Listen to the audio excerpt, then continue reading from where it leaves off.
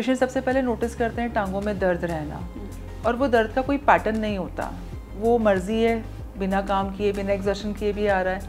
अक्सर ये दर्द रात में ज़्यादा परेशान करता है। नसें टस टस टस टस करती हैं, खासकर पिंडलियों में ये सबसे ज़्यादा दिखता है इसका इफेक्ट। कई बार तो इसके कारण जैसे एक आयरन डिफिशिएंसी हम बताते हैं। अगर पेशेंट को बैक पेन या सर्वाइकल पेन या दोनों, उसमें leg restlessness can be the first symptom to identify. तो लेग रेस्टलेस में एक्सरसाइजेस का ही सबसे मेन रोल है। एक तो आपने सीधे बैठना है, झुक के नहीं, पीछे होके नहीं बैठना है, बिल्कुल इरेक्ट बैठना है। पीछे पिलो सपोर्ट ले सकते हैं आप। एड़ियों को ऊपर उठाना है, slowly up and slowly down, slowly up and slowly down. पैर को यूं रखा और इसको आप ऑपोजिट लेके गए, होल्ड फॉर 10 काउंट्स।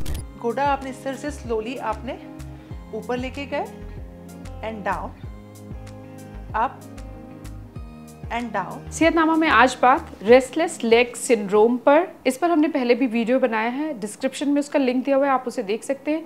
लेकिन आज बात होगी एक्सरसाइज पर।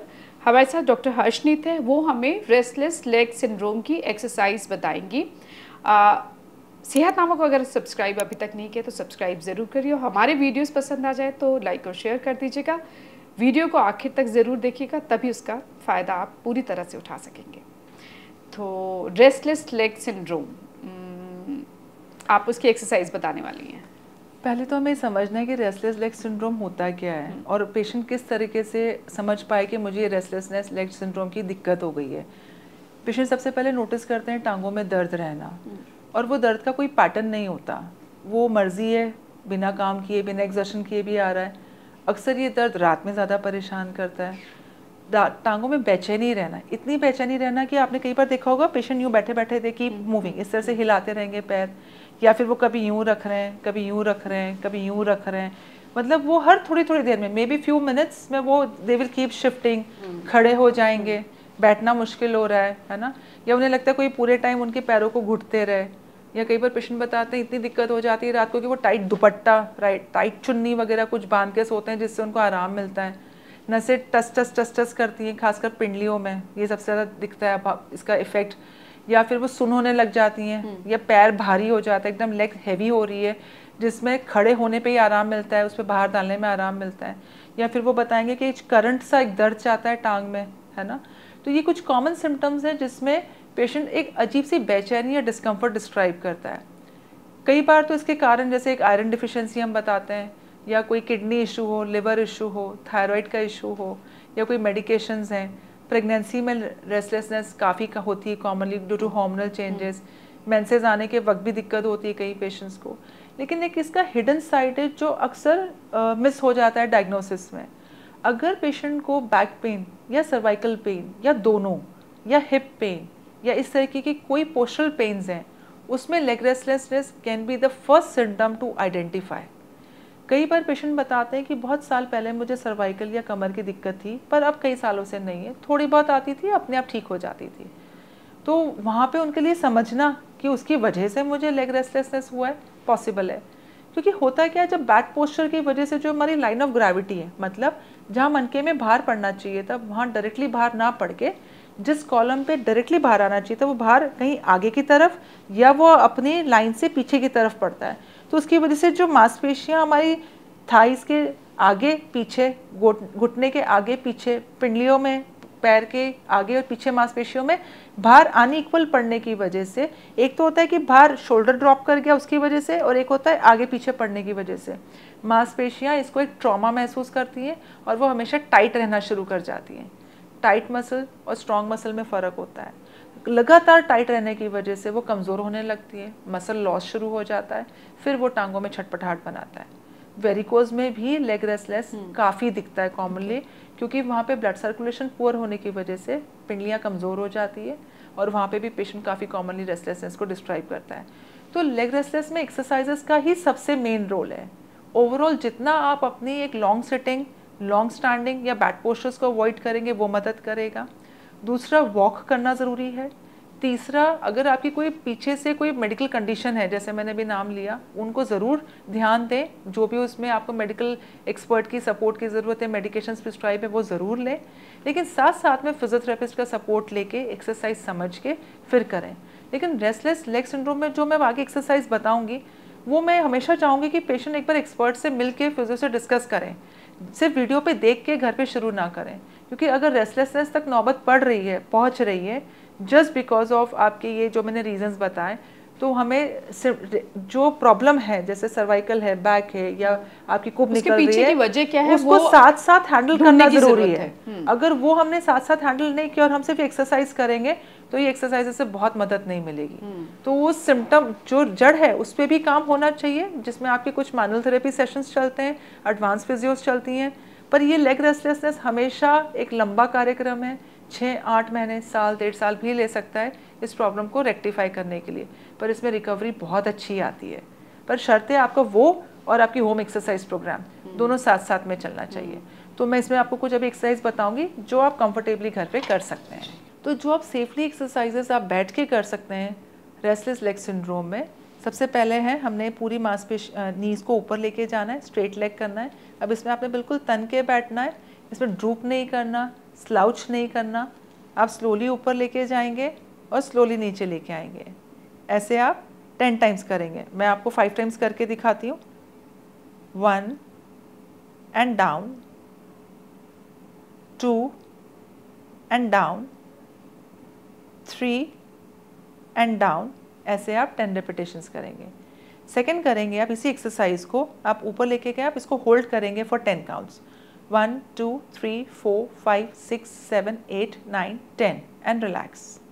ये 1 रेपिटेशन हुआ। Again 1 2 3 4 5 6 7 8 9 10 and relax. ये 2 हुआ। ऐसे 10 रेपिटेशंस करने हैं आपने। एक तो आपने सीधे बैठना है, झुक के नहीं, पीछे होके नहीं बैठना है, बिल्कुल इरेक्ट बैठना है। पीछे पिलो सपोर्ट ले सकते हैं आप। इसमें आपने सबसे पहले एक्सरसाइज करनी है, सिर्फ एड़ियों को ऊपर उठाना है, slowly up and slowly down, slowly up and slowly down.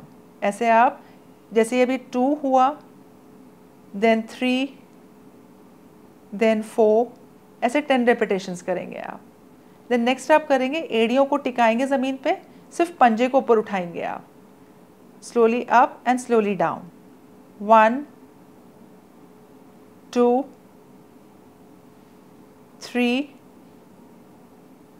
4 and ऐसे 10 रेपिटेशंस। नेक्स्ट एक्सरसाइज आप करेंगे जिसमें आप पूरे पैर सीधे कर लेंगे, पर इसको सिर्फ आप 30 डिग्री तक ही बेंड करेंगे एंड देन अप। ये हम इसमें पूरा नीचे नहीं ला रहे हैं, तो हमने पूरा स्ट्रेट रखा हुआ है, फिर इसको नीचे लाए 30 डिग्री तक एंड देन अप। ऐसे हमने अगेन 10 रेपिटेशंस करना है। So this is 1, this is 2, this is 3, ऐसे 10 रेपिटेशंस करेंगे आप। देन नेक्स्ट आप करेंगे एंकल को आपने 10 टाइम्स क्लॉक। अब जैसे मैंने अगर लेफ्ट फुट से क्लॉकवाइज किया है तो मैं राइट फुट से एंटी क्लॉक करूंगी, 10 repetitions. This is 1, this is 2 and 3। अब जब मैं लेफ्ट से इसको एंटी क्लॉक ले रही हूँ, फिर मैं राइट फुट से 10 रेपिटेशंस क्लॉक वाली करूँगी। सो ये ऑल्टरनेट चलेगा। आप ये ना करें कि ये साथ में घुमा लिया या फिर आपने इसको भी क्लॉक कर लिया, इसको भी क्लॉक कर लिया, इससे भी फ़र्क पड़ता है। फिर सिंपल आप सिर्फ पैरों को बिना एड़ी टिकाए हवा में है, it's not touching your floor, slowly up and slowly down करेंगे, slowly up and slowly down. अब नेक्स्ट एक्सरसाइज में आपने चेयर पे आगे होके बैठना है, बिल्कुल पीछे जाके नहीं बैठना है। ये दोनों पैरों को आप एक प्रॉपर बेस ऑफ सपोर्ट बना के, मतलब पैरों को ठीक से ज़मीन पे टिका के, मुट्ठी बना के आपने सिट टू स्टैंड करना है। Up and down, up and down. So this again you have to do 10 repetitions. Now this is 3 and down, 4 and down. Okay. Then next आप कर सकते हैं, सिर्फ बैठे बैठे अपने बम्स को स्क्वीज करना है अंदर, इसको टाइट करना है बैठ के। जब आप बैठ के बम्स को टाइट कर रहे हैं, hold for 10 counts, 1 2 3 4 5 6 7 8 9 10 and relax. तो ये पीछे की मांसपेशियों को बहुत अच्छी पंपिंग देता है, ब्लड सर्कुलेशन मेंटेन करेगा, और जो नर्व सप्लाई में सिग्नलिंग जानी है वो बहुत फ़ायदे की एक्सरसाइज है। नेक्स्ट एक्सरसाइज हम करेंगे, किसी भी चेयर को पकड़ के, एक जो फर्म चेयर हो, प्लास्टिक की या जो इजीली खिसक जाए उस पर नहीं करना है, जो ना हिले भारी चेयर हो उसको पकड़ के आपने सिंपल एक आपने इरेक्ट पोस्चर मेंटेन किया। You have to take this up and down, bend your knee, 2 and down, 3 and down. यही चीज़ आप दूसरे पैर से करेंगे, 1 एंड डाउन, 2 एंड डाउन। ये करते हुए ध्यान रखिए कि आप इस तरह से टिल्ट ना करें, आप बिल्कुल सीधे खड़े रहें। देन नेक्स्ट एक्सरसाइज आप स्टैंडिंग में करेंगे। आपने अपने पंजे को पकड़ा, आपने ये थाई बोन को बिल्कुल पैरेलल मेंटेन किया, इसको होल्ड किया 1 2 3 4 5 6 एंड आगे जाके 7 8 9 एंड 10 न्यूट्रल। देन नेक्स्ट पैर से करेंगे आप, इसको पकड़ा, होल्ड फॉर 10 काउंट्स, 1 2 3 4 5 6 एंड 7 8 9 10। अब ये स्टैंडिंग एक्सरसाइज में ध्यान दें, अगर आपको कमर की शिकायत है, गर्दन का दर्द की शिकायत है, तो ये एक्सरसाइज अपने फिजियो से समझ के ही शुरू करें, अपने आप से ना करें। नेक्स्ट एक्सरसाइज है वॉल के साथ आप करेंगे। वॉल में सिंपली मैंने फुट को, पैरों को अच्छे से टिकाया और मैंने सिर्फ हील रेस करना है, up and down, up and down, 3 relax, 4 relax. The next exercise है, मैंने एड़ी पे टिकाया and I will just raise my foot up down, 2 and down. इस एक्सरसाइज को आप इस तरह से भी कर सकते हैं, वॉल के साथ जाके थोड़ा सा लीन करके फिर आप यहाँ पे ये भी लिफ्टिंग कर सकते हैं, इस तरह से भी कर सकते हैं। रिलैक्स, 1 2 3 एंड 4, ऐसे 10 रेपिटेशंस। देन नेक्स्ट एक्सरसाइज है, इसमें आपने सिर्फ और सिर्फ हाथ सामने रख के you have to do just wall squatting and relax. It's like you can rub, अपनी जो कमर है, जो पीठ का हिस्सा है, उसको आप वॉल के अगेंस्ट रब करके slowly down and slowly up, slowly down and slowly up, slowly down and up. Again you can do this exercise for 10 repetitions. Last exercise है जहाँ पे आप स्ट्रेट इरेक्ट खड़े होके you will just take your leg back and neutral, back and neutral, side and neutral, 2 3 4. So 10 repetitions back and 10 repetitions on side. Similarly we will do on the other side, 1 2 3, 1 2 and 3. Leg restlessness में जो आप late के exercise कर सकते हैं वो simple हैं, जिसमें आप करेंगे घुटना स्ट्रेट करना, 1 एंड बेंड, 2 एंड बेंड। सो ऐसी 10 रेपिटेशंस आप दूसरे लेग से भी करेंगे। सेकेंड एक्सरसाइज आप जो कर सकते हैं safely, that is piriform stretch.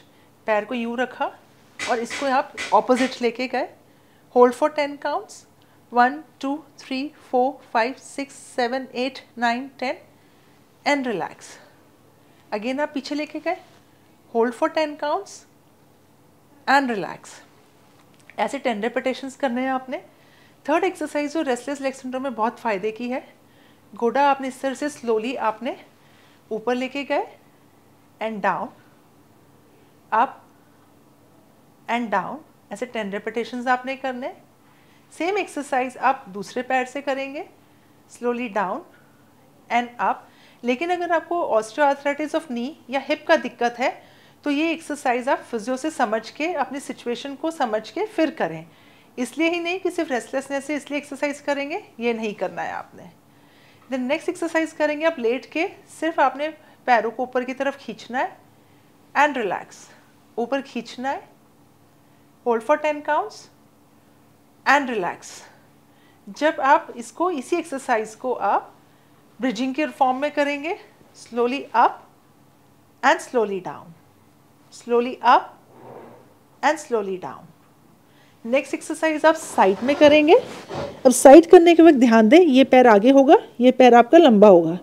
इस एक्सरसाइज में आपने स्लोली पैर को ऊपर उठाना है एंड डाउन, नीचे वाले पैर को ऊपर उठाएंगे, 10 repetitions and down, up and down. और ये एक्सरसाइज आप दूसरे साइड से अटेम्प्ट करेंगे। सो लेट के ये एक्सरसाइजेस काफ़ी फ़ायदेमंद है।